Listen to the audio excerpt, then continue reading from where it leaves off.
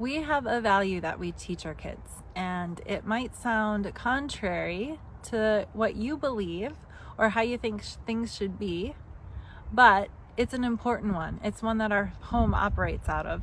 So I'm going to explain it to you. And the value is this, that we don't care about fairness. We're not concerned with it. We're not going to try to treat people fairly. In fact, we think that's stupid. No offense. No offense if you operate out of fairness and are very concerned about it. The reason, and this is important, so hear me out, the reason is because we understand that if we treated our kids exactly the same, they would all end up worse off.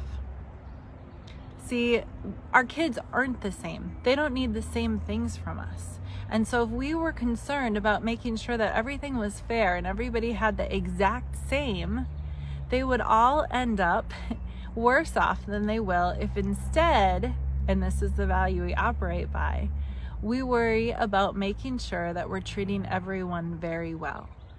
So you won't be treated fairly, but you will be treated the best that we can possibly treat you.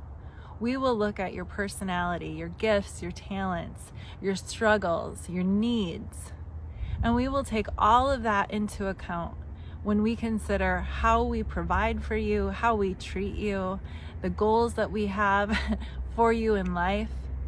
Those are the things we're going to consider, but we're not going to even take a moment to think about what someone else needs or to factor somebody else into that equation, because it isn't about them. It's about us treating you well. We have this value because we believe this is a kingdom value. We think this is how the Father operates. That He's not worried about fairness, but that instead He lavishes us all with such amazing love, and He brings us exactly what we need in our journey. He's so amazing at this. Hand in hand with this is that we teach our kids not to be concerned with what other people have. In fact, what we try to instill in them is that we don't pay attention to what anybody else has unless it's because we are going to be generous to them. So we're seeing what they have so that we can add to it, so that we can offer something to them. See, it's human nature to worry about fairness, and it's human nature to compare, but it's not divine nature.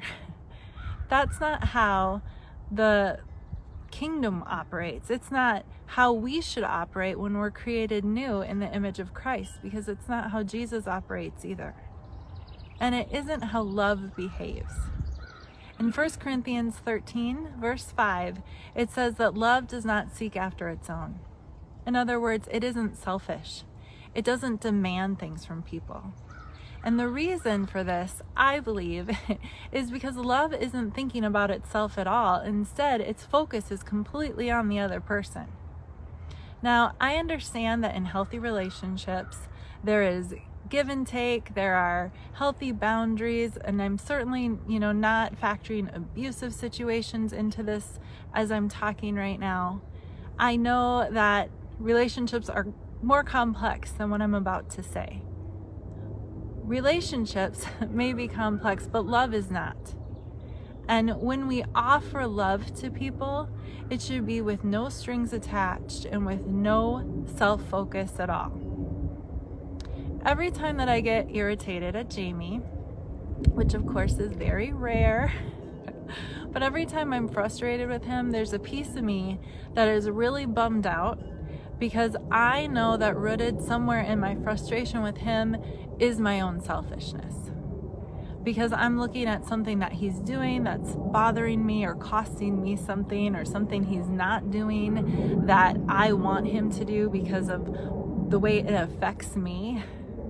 And so again, in a healthy marriage, we can talk to each other about the things that are bothering us, and we can help one another to love us really well. That's part of it.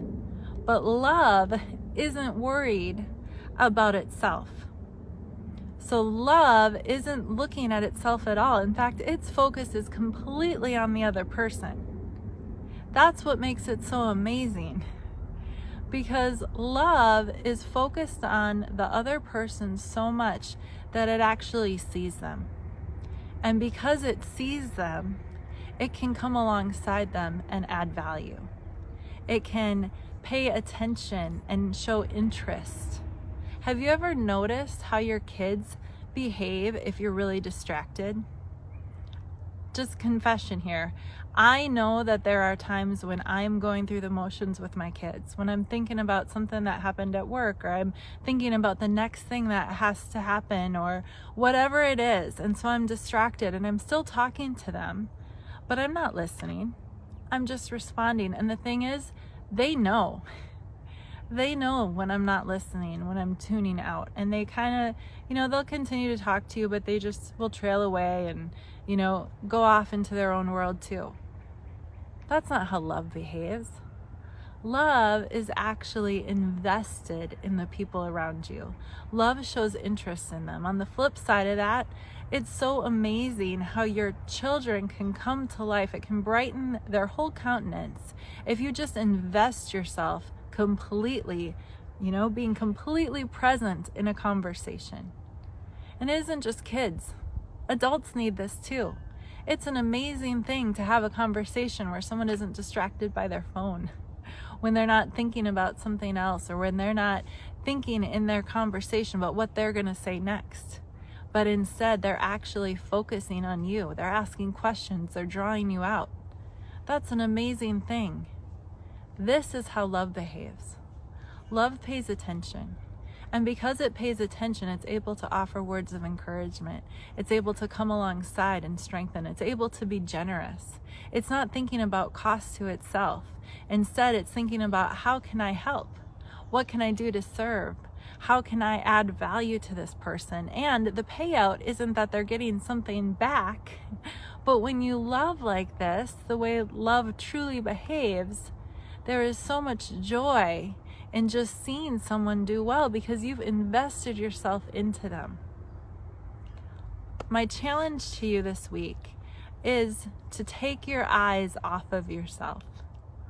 It's so easy right now to be self-focused. It's so easy to get caught up in technology or Netflix, or to be caught up in our worries, over finances or sickness or whatever the things are that may be causing you worry. Maybe you're just stressed out because you just want some time alone because your whole life has been upended. It's common, it's natural in times like this especially to become self-focused. But I want to challenge you to take your eyes off of yourself, to not behave according to human nature, but according to the divine nature that you've been given through Christ. As you take your eyes off of yourself and you begin with love to actually focus on those around you, I guarantee you that it's going to fill your hearts and your homes with peace and love, and you never know what impact it might make on the people around you. Maybe you are what someone needs to have confidence, to give an encouraging word, to whatever it is. Maybe you're the answer that someone else needs, and you've been the answer the whole time, but you just haven't noticed because you've been too busy looking at yourself. Ouch. I don't mean to be unkind, but I do mean to be blunt, because the love is not self-seeking. It's not thinking about itself, but it's offering itself selflessly to those around them. This is how Jesus loved.